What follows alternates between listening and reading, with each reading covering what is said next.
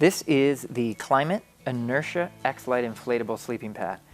As you can see by its very short dimensions and its cutaways here in the interior, this is an extremely lightweight, minimalist, inflatable sleeping pad.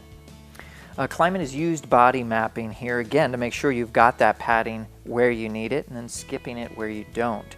These cutaways obviously are going to save on weight, but there is some thermal efficiency that they provide that may not be intuitive just in looking at it. As this lofts up, it creates space where the heat of your body actually can become trapped. Actually makes it a little bit warmer than it might be without that those loft pockets, which is what Klymit refers to that design feature as. Again, not like other pads that you've seen out there, and it's certainly not insulated, so I don't want to suggest that it is terribly warm, but warmer than it might be without those loft pockets.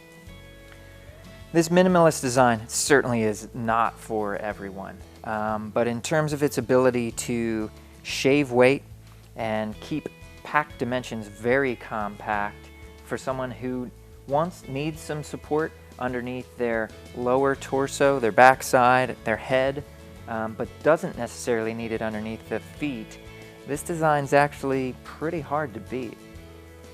There's an additional benefit to these loft pockets. As we've already talked about, it's not a very big pad to begin with, but because of those loft pocket cutaways, there's even less space that you need to fill with air when you're inflating the pad, which is what I'll do now. A nice valve here at the top, push it to close it, pull it to open it.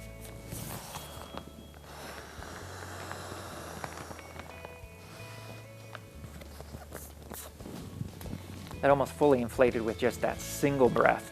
The second breath was half a breath to get it fully inflated. As you can see, it's lofted up, still only about an inch in height, but enough to get you up off the ground and give you some cushioning again in those key areas.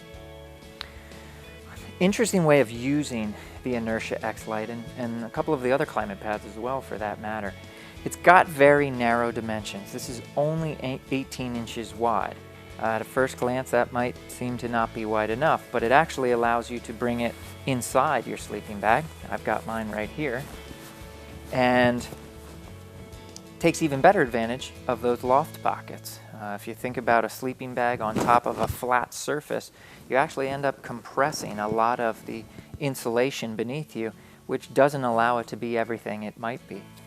Sleeping bag with a pad like this, you can see the sleeping bag lofts up inside those loft pockets. You still have room for the heat of your body, and again, increases the warmth of what might otherwise be only a really, really warm weather pad.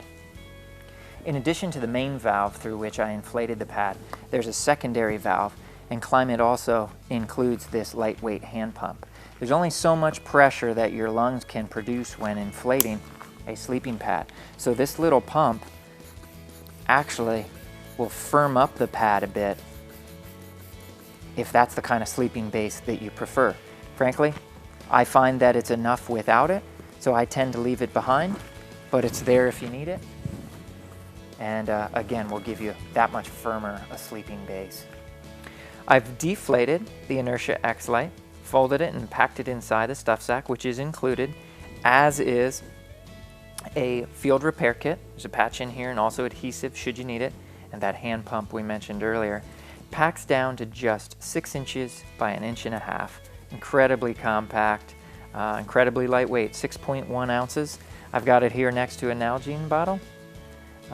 You can see this is going to take up very little space in your pack, and at that weight, this is certainly going to be a favorite of fast and light ounce counting backpackers.